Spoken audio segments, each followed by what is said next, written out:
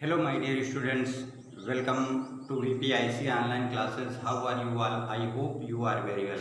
मैं आपका हिंदी विषय अध्यापक हरीश सर आज क्लास 9th और 10th दोनों संयुक्त क्लास को लेकर उपस्थित हुआ हूँ, इसलिए क्योंकि इस जो वीडियो है इसमें पर्यायवाची शब्द पढ़ाने हैं। दोनों क्लासों में पर्यायवाची शब्द पढ़ाने हैं, तो पर्यायवाची शब्द सेम होने के कारण ये जो आपकी क्लास रहेगी वो संयुक्त क्लास रहेगी 9th एंड 10th की।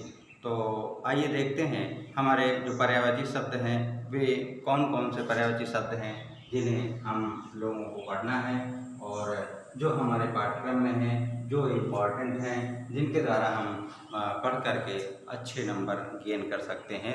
थोड़ा सा अगर इसमें मेहनत कर लेते हैं, क्योंकि हमारे हम छोटी कक्षाओं से ही इस पर्यायवाची शब्दों को इन पर्यायवाची शब्दों को पढ़ते चले आ रहे हैं, तो किसी भी समस्या का कोई समस्या का सामना हो सकता है आपको ना करना पड़े। बहुत ही आसान, बहुत ही सरल शब्दों में कहें तो आपके लिए बहुत ही आसान शब्द होते हैं पर्यायवाची शब्द।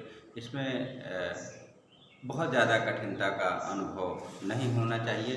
तो आइए शुरू करते हैं, पर्यायवाची शब्द के विषय में जानते हैं कि पर्यायवाची शब्द क्या होते हैं, पर्यायवाची शब्द किसे कहते हैं, और एक जो पर्यायवाची शब्द का जो दायरा होता है वो कितना बड़ा होता है और वो किस प्रकार से हिंदी या किसी और भाषा के जो शब्दावली है, शब्द भंडार है, उसमें कितनी वृद्धि करता है। तो पर्यायवाची शब्द के विषय में हम जानने की कोशिश करते हैं। पर्यायवाची शब्द जो होता है वह वे शब्द जो अर्थ के स्तर पर समान होते हैं, वे शब्द जो अर्थ के स्तर पर समान होते हैं, वे शब्द जो अर्थ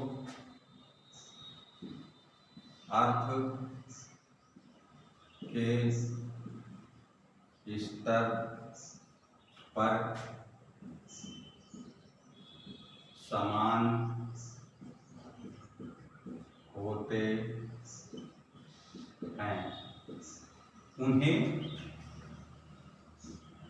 उन्हें क्या कहते हैं? उन्हें पर्यायवाची शब्द कहते हैं। पर्यायवाची शब्द कहते हैं।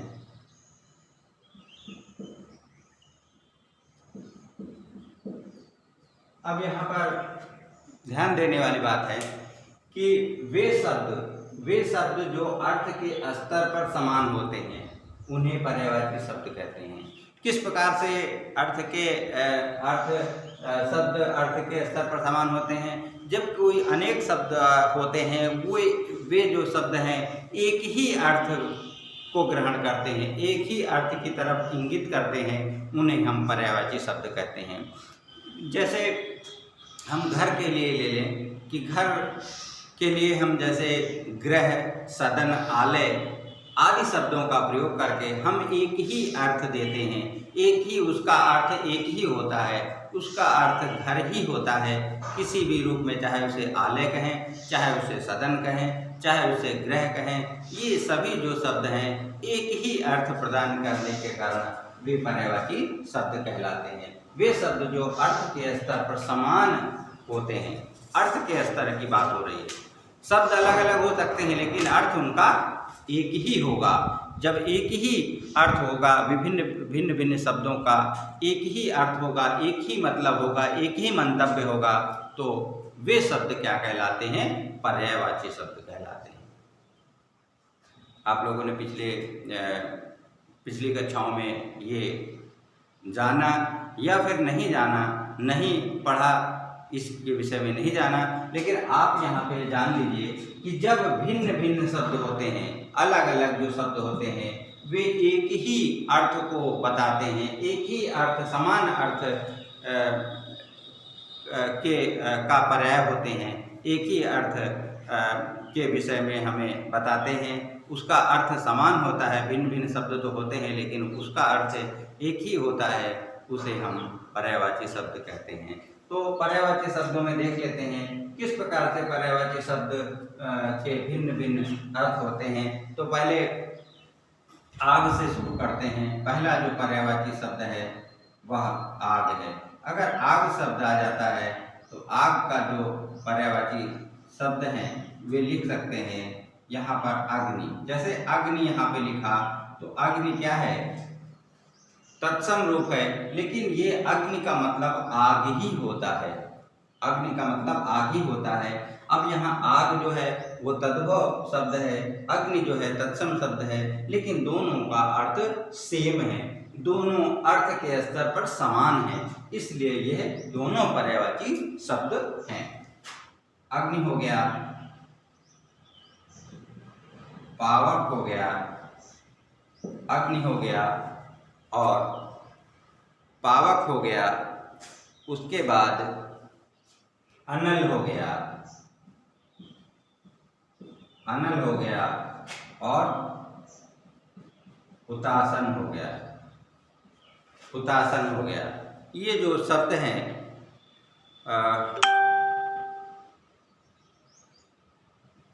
वे क्या करते हैं, एक ही अर्थ को इंगित करते हैं, आग को ही इंगित करते हैं।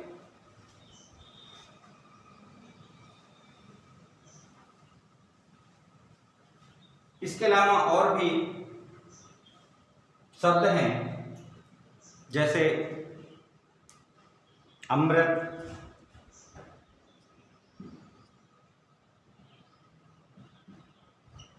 अमृत हुआ,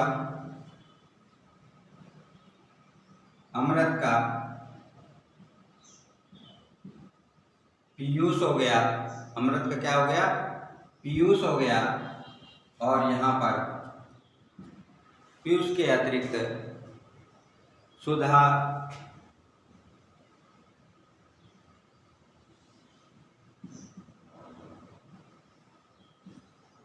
अमीर, सुधा, अमीर तथा सोम, सोम, ये जो शब्द हैं ये अमृत का ही पर्यायवाची है। ये जो शब्द दिए गए हैं ये अमृत के ही पर्यायवाची हैं। तो यहाँ पर कह सकते हैं कि अर्थ के स्तर पर ये सारे शब्द समान हैं, अर्थ के स्तर पर ये सारे शब्द समान है, इसीलिए ये क्या है, पर्यायवाची शब्द हैं। तीसरा शब्द हम लेते हैं। तीसरा शब्द के रूप में अमृत हो गया। अमृत के बाद लेते हैं अंधकार।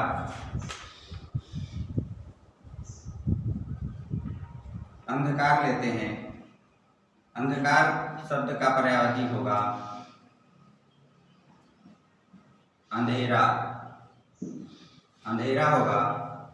और क्या होगा, अंधेरा के बाद तम होगा और तिमिर होगा। यहीं पर एक चीज ध्यान रखने वाली बात है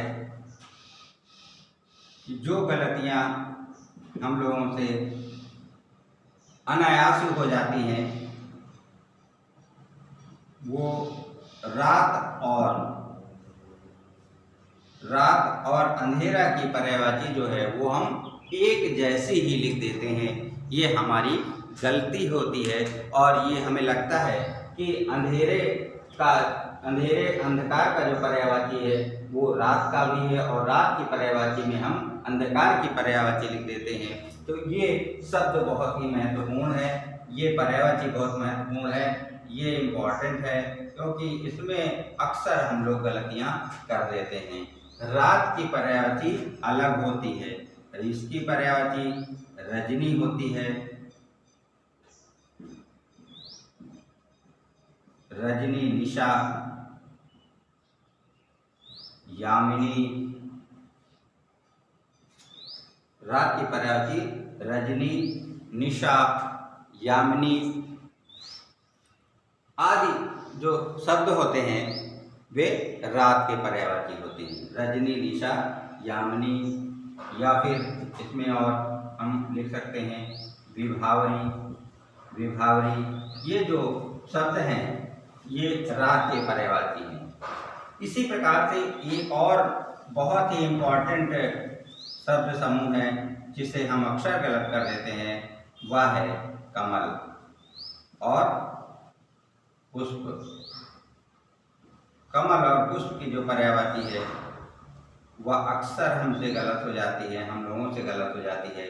इसीलिए ये चीज़ें मैं आपको बता रहा हूँ कि इन चीज़ों को आप बहुत ध्यान से पढ़िएगा, बहुत अच्छे से पढ़िएगा, तब ये गलतियाँ आपसे नहीं होंगी। अन्यथा की स्थिति में आप इन चीज़ों को गलत लिखाएंगे और गलत होने पर आपके सारे नंबर काट लिए जाएंगे, क्योंकि कमल की पर्यायवाची और पुष्प की जो पर्यायवाची होती है वह अलग अलग होती है। तो ये बात का आपको ध्यान रखना है। इस बात का आप ध्यान रखेंगे तो ये जो पर्यायवाची है वो सही हो जाएगी।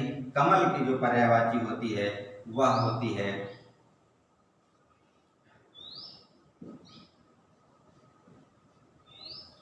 राजीव,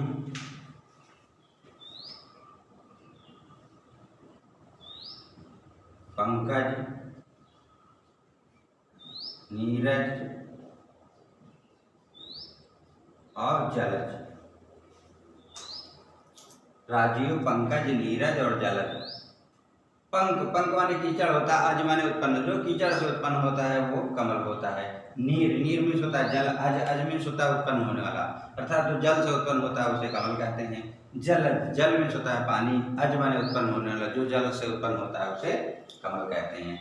अब पुष्प का पर्यायवाची अलग होता है, इसका होता है कुसुम, सुमन, प्रसून। पुष्प का पर्यायवाची है कुसुम, सुमन, प्रसून आदि पुष्प के पर्यायवाची हैं। तो इस बात का हमें ध्यान रखना है कि कमल की जो पर्यायवाची है वो अलग है और पुष्प की जो पर्यायवाची है वह अलग होती है। इस जो पुष्प को हम लोग कमल में और कमल की जो पर्यायवाची है वो पुष्प में मिला देते हैं, जिससे हमारी जो पर्यायवाची है वह गलत हो जाती है। तो इसके अतिरिक्त हम और कुछ पर्यायवाची शब्द देख लेते हैं।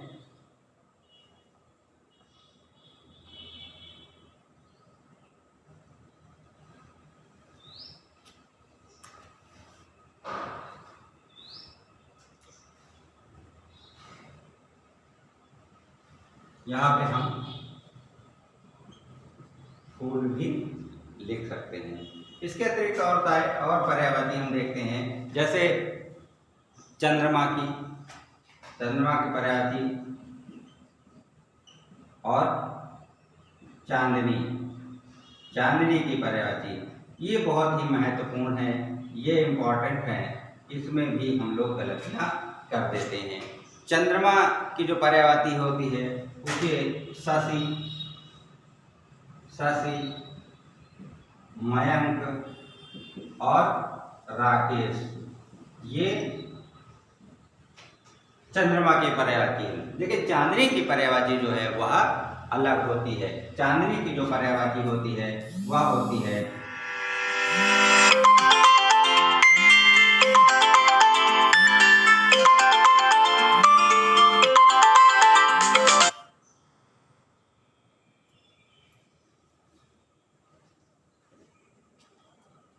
चांदनी की जो पर्यायवाची होती है वह होती है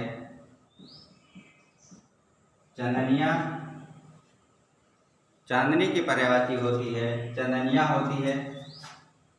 और इसके अतिरिक्त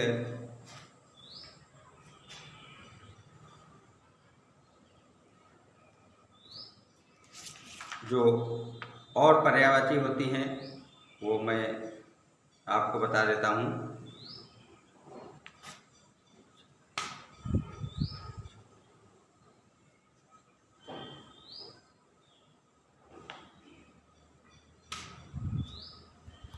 चांदनी की पर्यायवाची।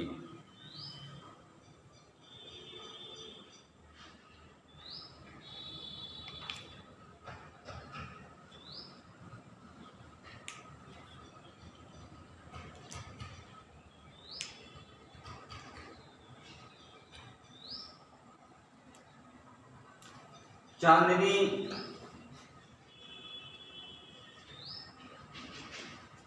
की जो पर्यायवाची है अभी समय मुझे याद नहीं आ रही, मैं आपको इसकी पर्यायवाची अभी बताता हूँ। इसके अतिरिक्त हम और जो शब्द हैं उनको देख लेते हैं। जैसे इसमें तालाब हुआ, तालाब के साथ साथ इसमें हम जो नदी है उसकी पर्यायवाची देखते हैं। तालाब की जो है वो यहाँ पर पोखर और सर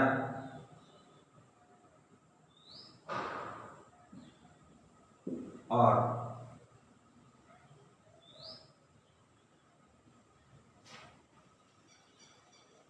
सरोवर। नदी के पर्यायवाची के रूप में हम देख लेते हैं नदी के कौन कौन से पर्यायवाची शब्द होते हैं। इसकी जो पर्यायवाची होती है सरिता, तटनी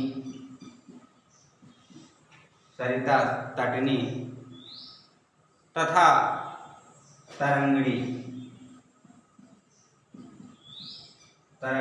आदि इसके पर्यायवाची शब्द हैं। इसके अतिरिक्त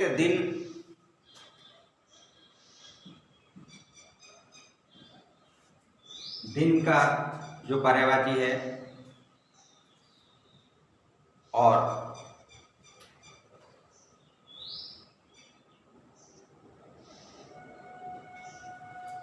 सूर्य। दिन का होता है दिवस, दिन का पर्यायवाची होता है दिवस, वासर और वार होता है। लेकिन सूर्य के पर्यायवाची होता है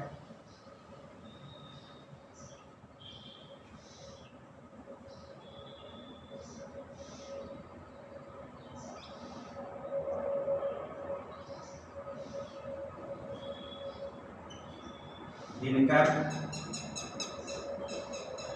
रवि और भानु होता है। तो यहाँ पर यह देखने वाली बात है कि दिनकर सूर्य का पर्यायवाची है, रवि जो है सूर्य का, भानु सूर्य का पर्यायवाची है, दिवस दिन का पर्यायवाची, वासर और वार ये दिन के पर्यायवाची हैं। और दिन के पर्यायवाची की बात और करें तो यहाँ पे दिवा भी जो होता है वह दिन का पर्यायवाची होता है। इस प्रकार से ये पर्यायवाची शब्द हैं। और चांदनी होता है, इसका कौमुदी होता है, कौमुदी। ठीक है, ये पर्यायवाची शब्द हैं और इनको आपको अपने जो आपका पाठ्यक्रम है उनमें ये पर्यायवाची PDF के रूप में भेज दी जाएंगी। आप इसे अपने फेयर कॉपी पे कर लेना। और अगले वीडियो में हम जो व्याकरण का नया टॉपिक होगा उसे लेकर हम उपस्थित होंगे। लेकिन अगले वीडियो में मिलने से पहले मैं आपसे विदा लेता हूँ। Thank you very much.